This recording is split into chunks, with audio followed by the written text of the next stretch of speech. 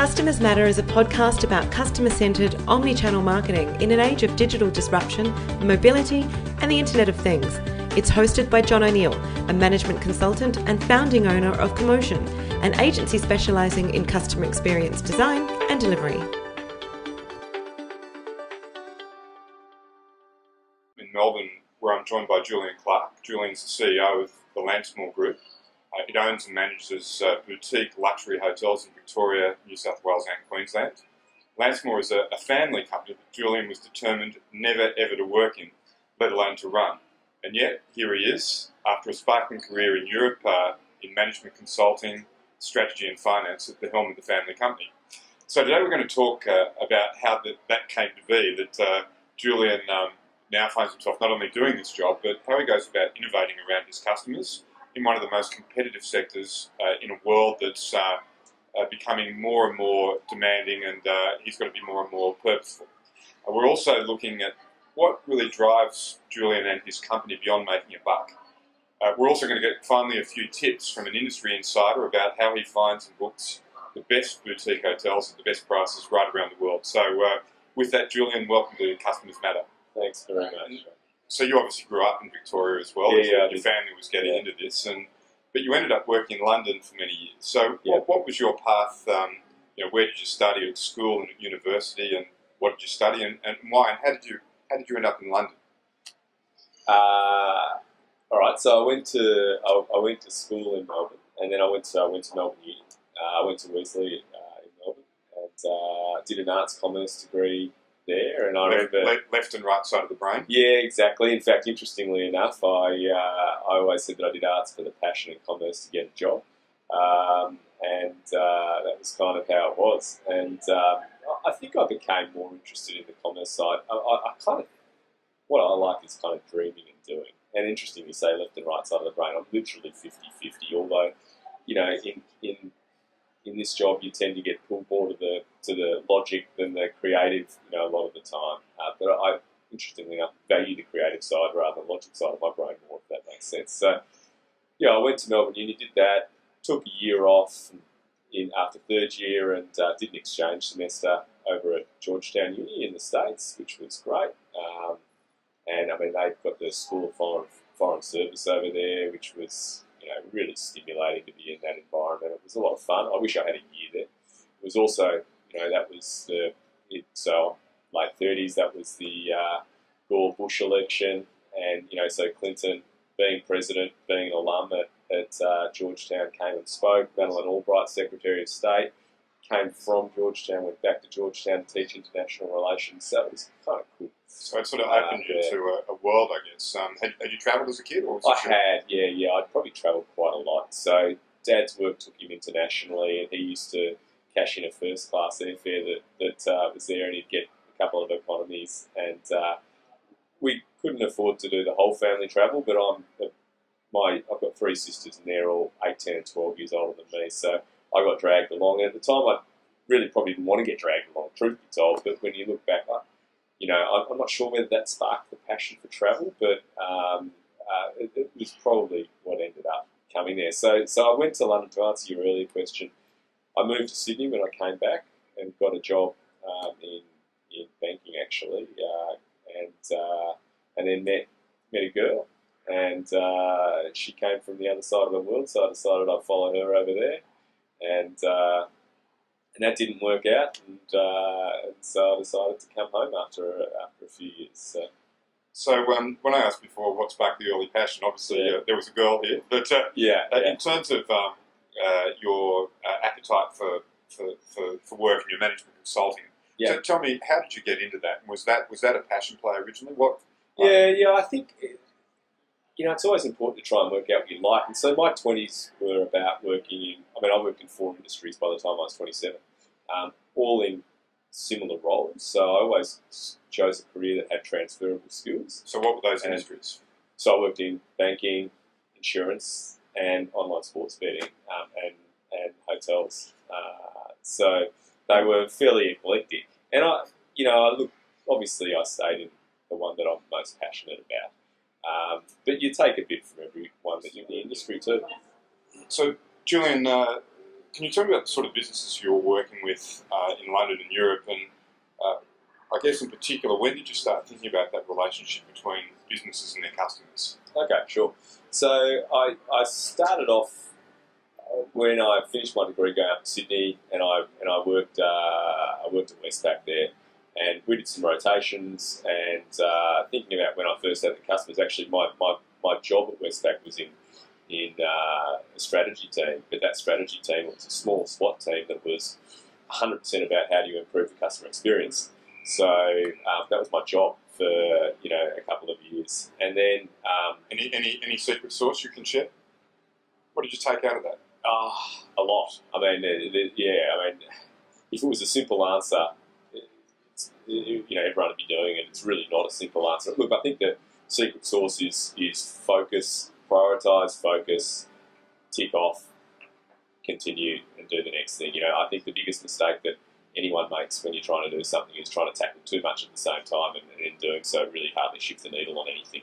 And specifically as it relates to engineering a customer experience, how do you go about knowing what a customer even wants? Well, there's two ways of looking at that. The way that a large corporate would do it is to do all the market research and then curate an experience coming out of that. I think the other way is the entrepreneur's way, which is to intimately understand what those customers want, because you're one of them in many ways, and maybe combine it with some conversations with your team and with customers, and then start thinking creatively about what you can do. And I don't think either are right or wrong. I think they both have their place. But when you're looking at a customer experience, there's that. I mean, what I tend to do is my natural modus operandi of how I work is to gather a large amount of information and try and synthesise that. So I go on study tours and things like that. I read an enormous amount about customer satisfaction. So with the tools that exist these days, I see every single customer review that comes through at any of our hotels, and I read it. You can read them fairly quickly. So then you take a deep dive when you're trying to create a new customer experience. So at 27, you're in a kick-ass job. You've worked in Sydney. You've worked in London at a high octane, super successful startup turned monolith. Yeah. You're now helping map out the global strategy for an insurance business. Yeah. So what brought about the change? What was the decision? Why come back to 3 hotels in regional Victoria? Yeah, precisely. It was interesting when I spoke to my dad about it. He told me not to be an idiot and I'd kill my career. I think I'd gotten to the first question is why I leave London and where do I go, and that was an easy answer. I came over to experience different things. I always like experiencing things, so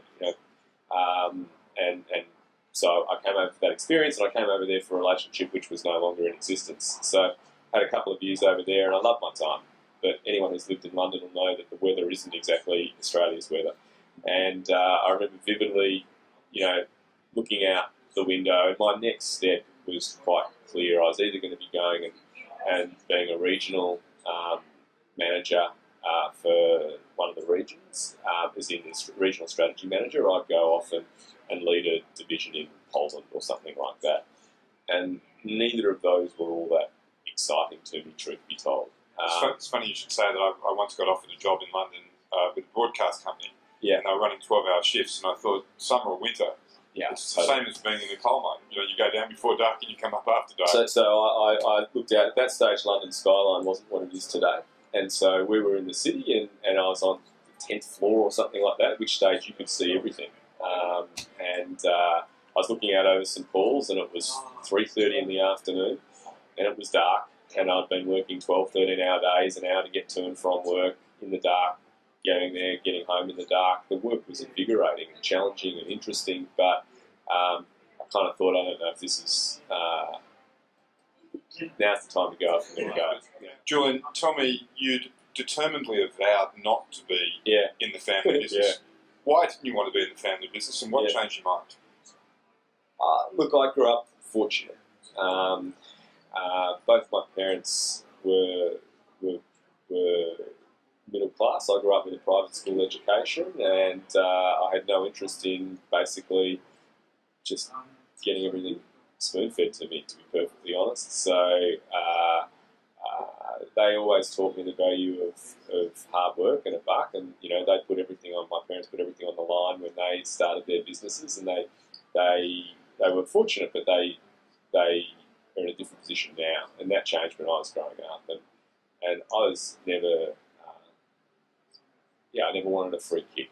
So that was why I never intended to work in the business. It wasn't anything to do with the industry. That was the main reason. And what changed? And then I looked around, and to be perfectly honest, I'd had a chat to a few people, and I was fortunate enough to be mentored by some really great people. And I decided that I didn't want to give 30 years of my career and then be worked out whether, judged on the next reorganisation or the next, the quarterly earnings or something like that, and decide that I'd given it for the wrong reasons along the way. And so you're always going to be disposable in that regards. And so I decided that it was a mix of that and doing something you're passionate about. So I thought I'd give travel hotels a go. And the first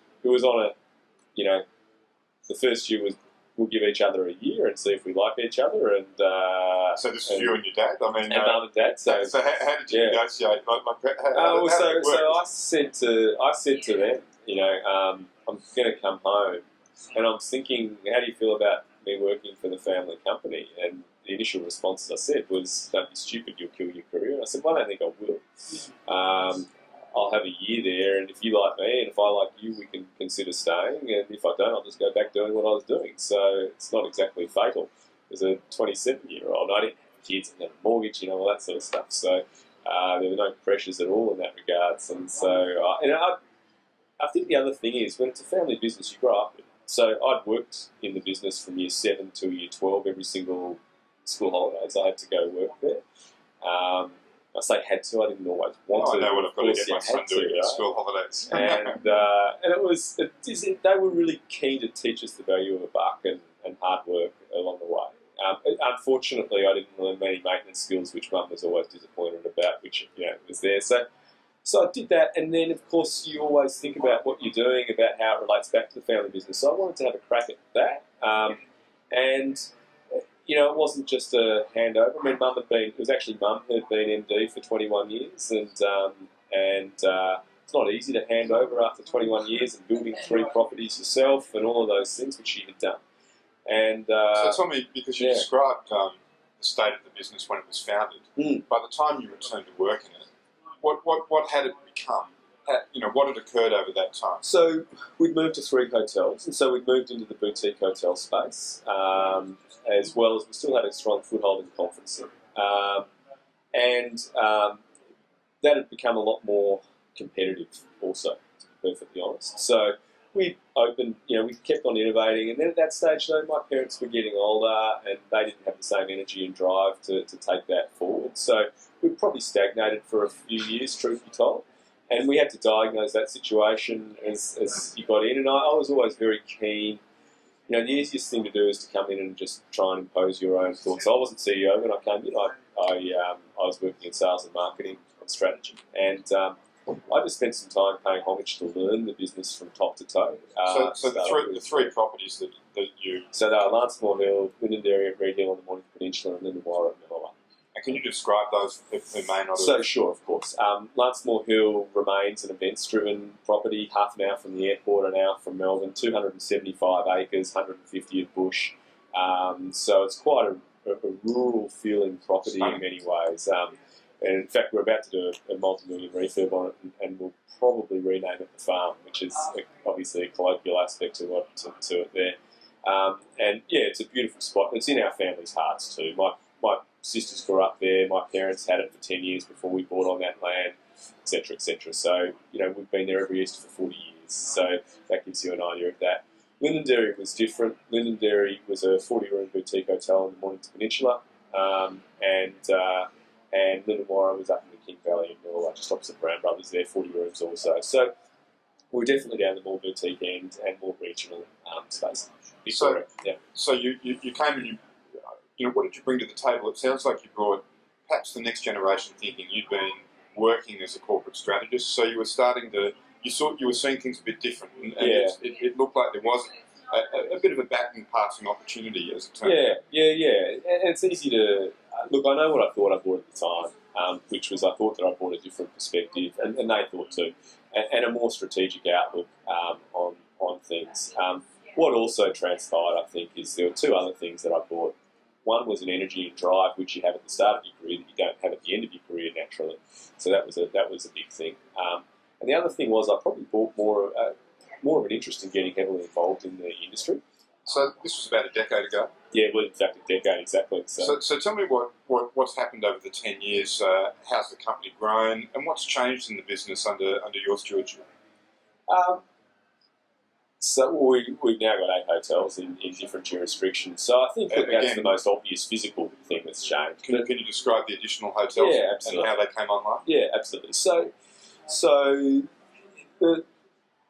how did it change? So the first year was, again, as I said, just getting to know the business inside out. And then the second year was the GFC, so that was, to be honest, all about rolling up the sleeves, having a strategy before, during and after the storm, rolling up the sleeves, doing, several hours. I still remember someone asking a 70-year-old, what do you learn about recessions? And he said, be prepared to work twice as hard for half as much. And I kind of think that's true. Wow, what a great adage. So that was pretty much what it was all about. And we wanted to be as aggressive as we could be. So, and that was not easy during that stage. I mean, at that stage, our major line of business was still conferencing, and that dropped 25% within a year. Now, most businesses very much struggle for that to occur. So, one of the things we were most proud of is we only made one person redundant during that period of time, and I think we weathered it really well. We also were trying to be aggressive. So what we did do is we actually purchased at the end of the GFC the Mansion Hotel and Spa at Werribee Park, and I knew that was a good deal, but you look back on it and that was a big deal. So for people who might be listening or viewing and who never had a Lancemore experience, how would you describe what it is that they can expect? What's the experience at Lancemore? So, I think one of the things that they can't expect is a cookie-cutter experience. No Lancemore hotel looks identical to another one. So I always say it's about the outcomes that people feel. Look, we hope that they feel that they get a personalised experience. We hope that they feel that they're dealing with real people that take an interest in their stay and are passionate about what they do. A fantastic food and beverage experience. That's something that we have in our armoury. There are times where we've got great spa experiences also. A number of our products, more than a room, is a big thing that we talk of. So you're hearing me talk about experiences, a bit more than a room, stylish, certainly from a design perspective. Nothing's the same, but the core outtake hopefully is that they've had a really high quality stay. We're not a brand in the boutique space that's what I term, young and achingly hip. That's not what we aspire to be. We're fairly confident in our own brand, and most of our customers are also. They're not the same demographic in terms of age or anything like that. It's quite eclectic in that regards. So Julian, you've now got kids. Yeah. How many? 3 under 4. Wow. You've got a growing company. Yeah. In our business, we're starting to work with companies to help them uncover their sort of intrinsic values, their purpose, if you like, before profit, not taken away from profit. And we're a bit on that journey ourselves as well. And I guess I'm wondering, given your phase and stage in your career and your life, what's the bigger picture for you and for Lancemore? What are you passionate about beyond making a buck? I think if you think of a Venn diagram, there's obviously overlap, or else I wouldn't be doing what I'm doing. But there are differences between the company and personally. If I start off with the company, I mentioned Dad was a management consultant. What I didn't say is what he did, but he did a lot of vision and values. So they've been core to us since we started. And they've evolved over time, obviously, as we've evolved and the marketplace has evolved. But we recruit everyone on the basis of those values. They're in our performance appraisals. I think values and visions can either be the biggest load of BS, or they can actually be extraordinarily powerful. And we hope to have the latter. And it's a constant journey about how we hardwire that into our system. And what are the values that matter to you and the company? Where's that alignment? So our vision is probably, there's certainly some alignment around our vision. And our vision is to be the best, actually. So I've always been relatively competitive in that regards. And I've always felt that if you're going to do something, you may as well have a crack and give it your best shot. And so it's very much around that, and then helping people be the best that they can possibly be. I think when we look back, we've been around for 30 years now. I think when we look back, the people we're most proud of are not the people that were ready-made, walked into our company and made an impact. The people we're most proud of is that joined us, and this isn't just a statement, it's true, that joined us on our journey and that, came in and they may have started in F&B and worked up to a general manager role, through different areas. And they're the people that are the legends in our company in many ways, and we're the ones that are most proud of. But they did things that they didn't necessarily think that they could do. So that's the one that you look back on with pride. And we use the word pride a lot. I mean, I mentioned, I won't say my parents' age, but do the maths, I'm late 30s, and so their motivations now are very much around a successful business, but also pride in that business too, right? And so we've always been that way built, but it's even more pronounced now. So that's one thing where the values overlap. What's the higher, the business's higher purpose? Yeah, I think that's what a vision's for, right? And so our stated vision is definitely a part of it. So therefore, which I mentioned before, referenced before, it's all about allowing people to be their best self. And then it's interesting. The other part of it that's not in our stated vision is there are times when you get really involved in your business and you don't experience it like a customer. I always try and stay in our hotels as regularly as I can, like a customer too. And sometimes that's the best time because, Four Seasons used to have a tagline that said, "Where life feels perfect." And when you're talking about the leisure customer, there are those moments of bliss that are not always in people's lives. And I think that's what people take holidays for, right? It's not just to recharge, it's the moments of bliss and where life feels perfect. And whatever that is for you, for me, sometimes it's just sitting under the stars, looking at them with a glass of wine in hand at 11 o'clock at night when it's just perfect and you're at peace and there's serenity in your life. And those things don't come along the whole time. So I think that's the other aspect when it comes to our leisure side of our business, that, enabling those moments of bliss. Finally, I promised at the outset that you might share some insider secrets. So I'm obliged to ask you how you go about finding and booking the best boutiques at the best prices around the world. And I know you've got quite a methodology there, Julian. Yeah, I'm a bit of a geek at heart in these things, and of course hotels are something that I'm passionate about. And so what I tend to do is I look at a few reference sites, and they may be, for example, Mr. and Mrs. Smith, Tablet, Kiwi Collection, I Escape, some of those ones.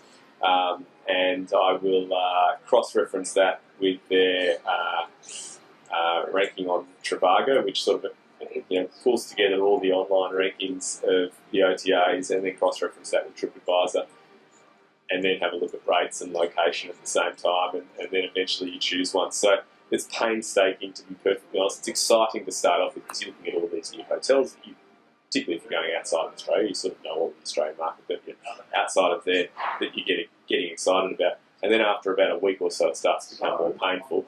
But what it does mean is that you never stay in a bad hotel, and that obviously professionally is a good thing. Hence the tips that you can pick up from the places, but it makes for a better trip too. So of course I have to ask, what hotel experiences are you loving at the moment and why?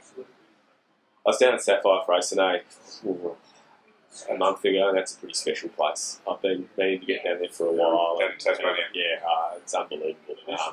It's obviously not affordable for everybody. But Justin King and the team, I think, just do a phenomenal job down there.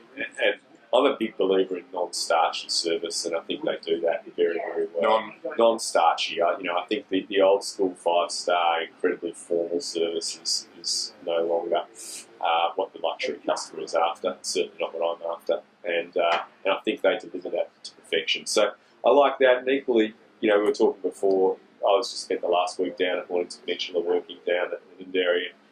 You know, you don't have to pay a couple of grand a night to have an amazing experience. I mean, some of the experiences that you can get by, you know, just going and having something to eat or drink in these spaces are truly special. So I'm probably doing slightly less international travel with 3 kids under 4 these days, but rediscovering everything that Australia has to offer has been superb in the last few years, and reminding yourself that a lot of people justifiably travel half the way around the world to come to what's in our backyard. So they're 2 things that I'm really loving right now. Julian, thanks very much for joining us today. Thanks, John. Appreciate it. We hope you enjoyed this edition of Customers Matter. We encourage you to subscribe and, if you like it, rate and review it. Head over to commotion.com/podcast. That's KOMOSION.com/podcast.